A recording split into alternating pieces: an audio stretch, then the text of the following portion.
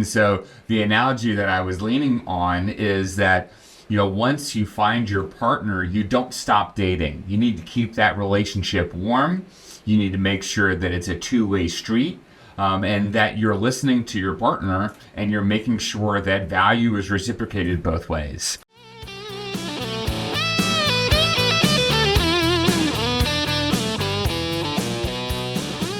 Welcome to Advisor Talk with Frank LaRosa, brought to you by Elite Consulting Partners. It's the only podcast offering unfiltered guidance and the direct advice for all things concerning financial advisors, RIAs, and the practitioners in the wealth management business. And now, welcome to the show.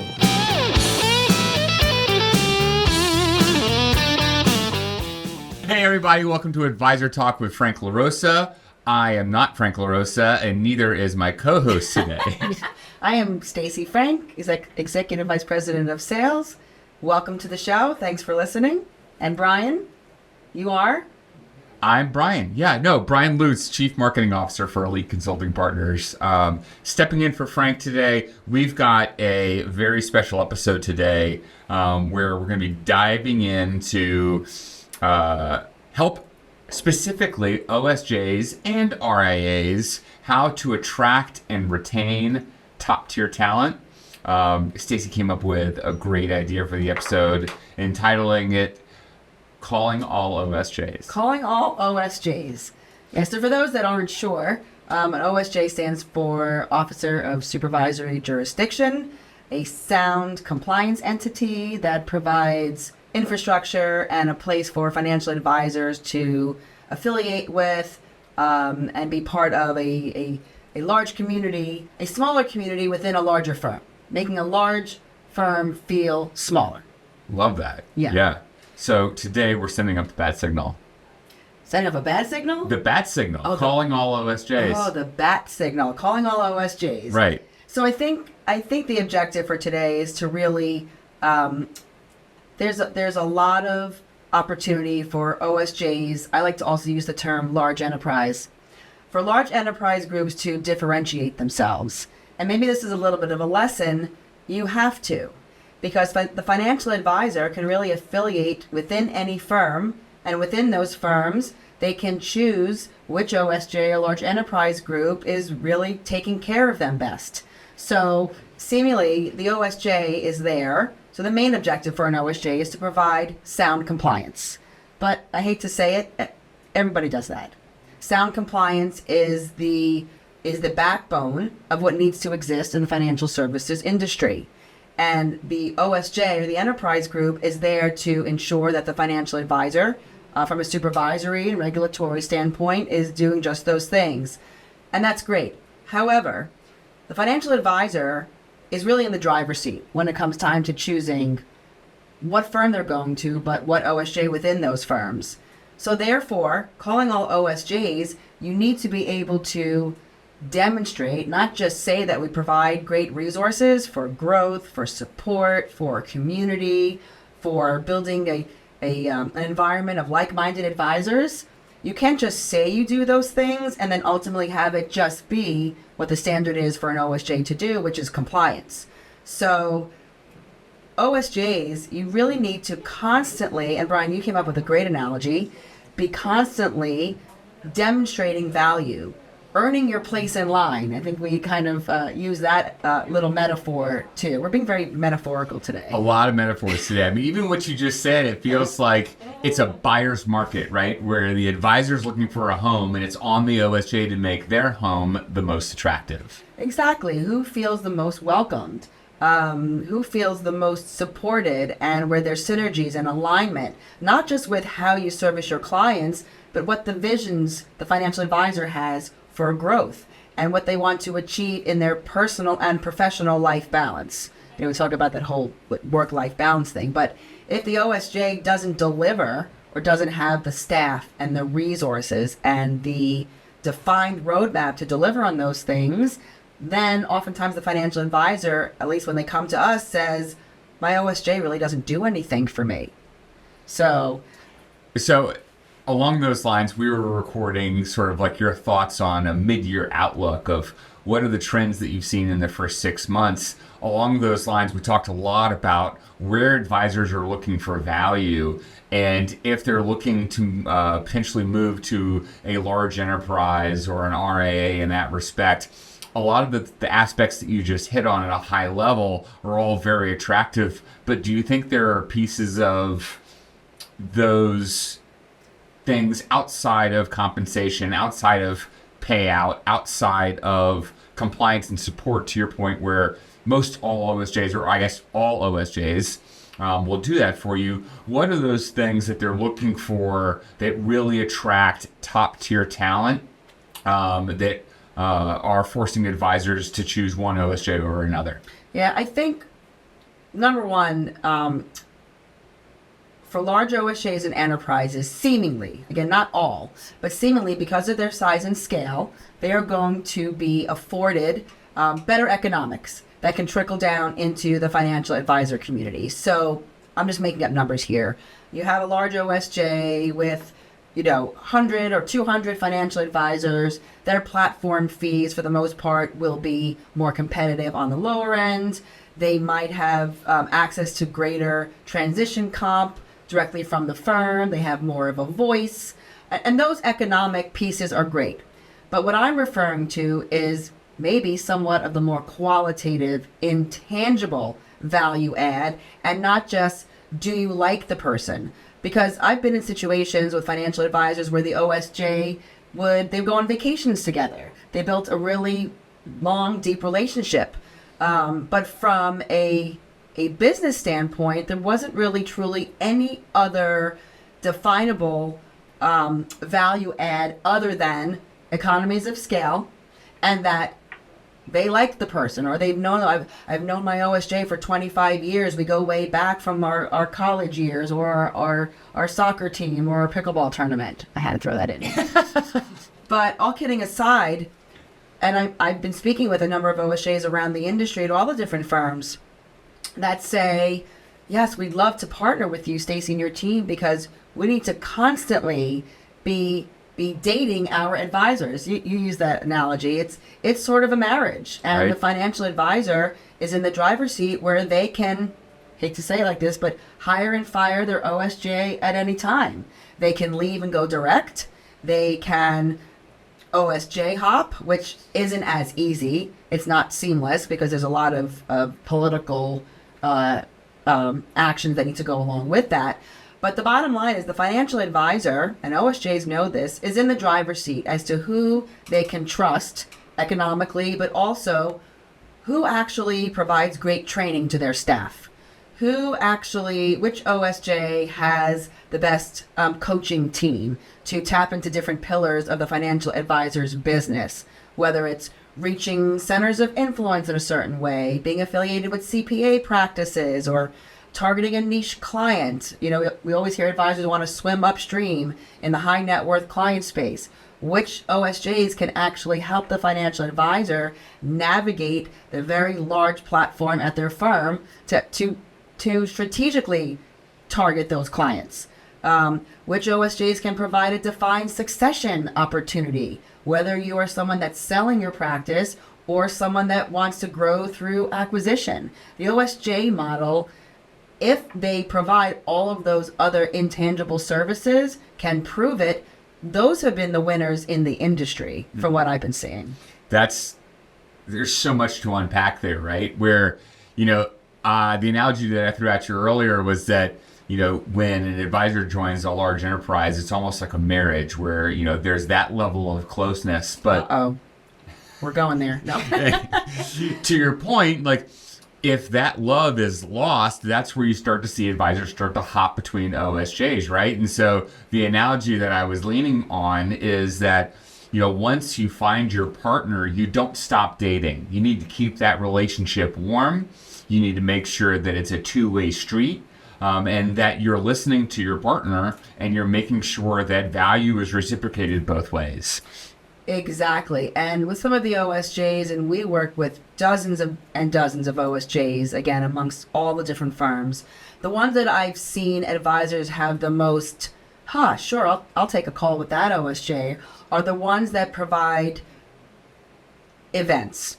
the ones that help connect their advisors to each other and it doesn't have to be once a month, once a quarter of idea sharing. What's working for you and your clients? How are you growing your business, 8 to 10% year over year? I'm just making that up.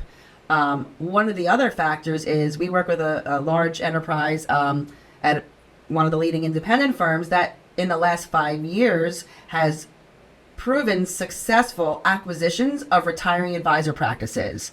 And that's a big buzzword in this industry where the younger evolving financial advisors, I want to grow and help me find a book, Stacey. The OSJs, the enterprise groups that actually have that, a defined team, let's put it that way, a defined team to help make that match within the OSJ of the aging advisor and those that truly want to partner with that advisor to grow through acquisition, but aren't treating it like a transaction and want to help build that strong relationship with their clients. The OSJs that facilitate that type of interaction amongst the advisors in their community, they're winning. They're gaining trust. They're gaining belief that the financial advisor can come there and grow, not just be provided with sound compliance. Because I think everybody and anybody has to do that. Right. Right? Yeah. That has to exist. No, I asked you earlier in the morning when we were talking, what are firms looking at and how are they investing within the firm to provide greater platforms or greater levels of support like the succession platform that you just described? What are other areas that firms are looking internally in to be able to attract more high-end talent or to provide better service for the advisors who are already there? Yeah, I think within the OSJ model, it has to be staff. There's one large enterprise that we work with that actually became their own RIA. And the reason that they have been so successful, and this is a great example, the reason that they are so successful from the OSJ enterprise to RIA model is because they brought their village of people with them. Oh, I love that. I'm just going to make up some names, but Tom does extra transition support. Sue does technology training for staff.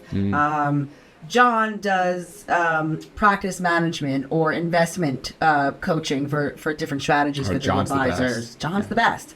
But every OSJ that I've seen attract and win opportunities and win the trust of the financial advisor are those that have a defined staff and continue to hire when they identify needs. I was actually talking to an OSJ yesterday that for some odd reason has a large percentage of advisors that do 401k business. Now the firm that they're at, they were saying, yeah, our 401k platform at the firm level is okay, but so to solve that problem, right, those that are becoming problem solvers, to solve the 401k problem, they're starting to hire more dedicated 401k focused support. So whatever the problem is within the community of advisors that you're working with, look for that problem and solve it proactively. Because imagine you get to announce to your advisor community, hey everybody, we're not at the problem level yet, but we're hearing your feedback. And oh, by the way, we already just hired somebody. Let's do a Zoom call with them tomorrow. Now that's support. That is, I use the term, the proof is in the pudding. That's the pudding. That's great. Do you think that other firms are also looking at bringing in niche level services or subject matter experts around niche level things, whether they be advisement for people with special needs or advisement around charitable giving or philanthropy or, whatever the niche area is? Yeah, so that's why when we do, and I'll lean on, I'll put it on us, lean on the advisor discovery that we do in the initial conversation with our financial advisor clients and asking them, what's most important to you? Some women advisors that really want a female-led team because they want to attract divorcees, widows, things that support women's initiatives. So we work with those OSJs that not just say they help women advisors attract more women, they actually have a dedicated team on their website that demonstrates that they do that. There's so many other areas. Someone wants to, serve as a family office. This topic keeps coming up, or be that private wealth advisor to their clients to be able to attract high net worth clients. There's certain OSJs that's their niche. Some have extreme success in acquiring CPA relationships to help for growth and cross referrals. So there's so many advisors that offer, I reference that village of people, those defined people on their staff, a certain target environment of whether it's women or tax practices or financial advisors that do international business. There's certain groups that within those dedicated firms that can support those efforts. So that's why working with a consultant like us to help navigate the demographics within each OSJ, because there's just too many. Well, so I'm glad you brought that up, because I was going to ask you, do you think that it's becoming easier to find a firm that you know is going to be a good fit for an advisor, or do you think it's becoming more of a challenge as more and more firms and OSJs are announcing all of the different levels of service and all of the ways that they differentiate themselves in the market? I think just in general, it's becoming increasingly more competitive. There needs to be more awareness of what's existing within the community of the advisors in the OSJ. I feel like anybody can say, we do great training. We help advisors grow. Some of these kind of general topics. But for the OSJs that are getting more granular within those areas of support, those are the ones that are maybe more mindful and can prove that what their value is more specifically. Because every advisor can do, every OSJ, has a transition team. Every OSJ says they have a marketing strategy. Every OSJ says they can provide practice management or a coaching program. But the ones upon the dating period where they're trying to differentiate themselves and leverage their resources are the ones that sit down with the financial advisor and say, this is it. Here's what we do. Go to this section of our website to show you our staff and our team that actually are dedicated to do those things. It has to be really specific, or every OSJ looks the same. I can't imagine what it's like to be an advisor out there considering a transition like this. If you're looking at an OSJ, and maybe it's easy if you know somebody, because to your point, there's a relationship. I've known this person forever. I've worked with that person. But what would you say to an advisor who's thinking about making a move, and they may have an OSJ targeted because they have a relationship with someone at that practice? What would you tell somebody who is in that state? I would say that, again, by working with someone like us, let's at least explore 2 or 3 different OSJs within each independent firm. And that way, at least you can compare and contrast. Don't just go where your buddy is or who your financial advisor colleague says you should go. Because what's right for your colleague advisor may not be exactly what's best for you. You may be more philanthropic focused, or you may be someone that wants to identify where are all the younger advisors, right? Just because your colleague tells you about one group, just because your friend or your other financial advisor partner wants to go to one firm, doesn't mean it's the best place for you. It's the same thing when you are interviewing, and that's what I'll say to the financial advisor community, you are interviewing OSJs, and to just pick one throughout your due diligence process is limiting. What advice would you give to an advisor who's trying to separate themselves from that emotional connection with their friend to consider the process that you just described? I ask because my nephew is starting to consider colleges, and he is a phenomenal soccer player, and he's already getting D1 offers. Oh, wow. He's approaching his senior year, Yeah. But he's thinking about turning them all down so he can go to school with his friends. And I relate that to what you're describing, where it's just like, hey, my buddy just joined this OSJ. He says that the water's warm. I should go join him. Yeah. But to your point, there's other things that we need to consider. How do you separate that emotional connection for what's right for you, your clients, and your future? Yeah, I mean, it's really one phrase.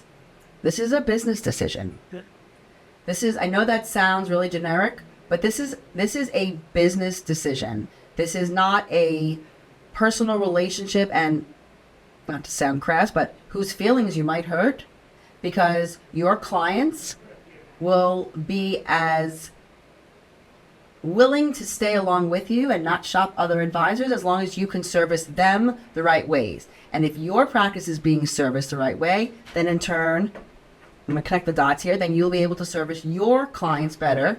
And you would never compare your clients to someone else's clients. So when you're making this very important business decision for you, remember, this is your day-to-day. These are the people that you have to wake up to every single day, not physically, but wake up to every day to feel like, wow, they care about me. They're helping me achieve my personal goals. And the financial advisor can compare their goals of growth or their short-term, long-term goals with that of anybody else's. Again, treating every single financial advisor and every client as unique coincides with making the right decision for which OSJ you should go to. It's a business decision. Make sure that your mindset is on going through a very thorough due diligence, comparing and contrasting all the options, not just what your friend says. So let's tie a bow on this then. If someone listening to this podcast is a leadership member of a large enterprise or a managing director of an RAA, what are the things that they need to do right now to position their practice to attract top talent? Yeah, I mean, they have to be, they have to have strong brand awareness. Hey, come on. Whether it's on their website or the messages they deliver on social media, or just a good old-fashioned conversation, like have something prepared. What is your differentiating value proposition to make your community of advisors as the OSJ seem different and on top of stuff compared to the next? And not just, we do sound compliance, because so does everybody. That's great. All right, well, a lot of takeaways in this episode. Thank you so much for listening. We'll have a lot of these notes available on our show notes if you follow us on YouTube.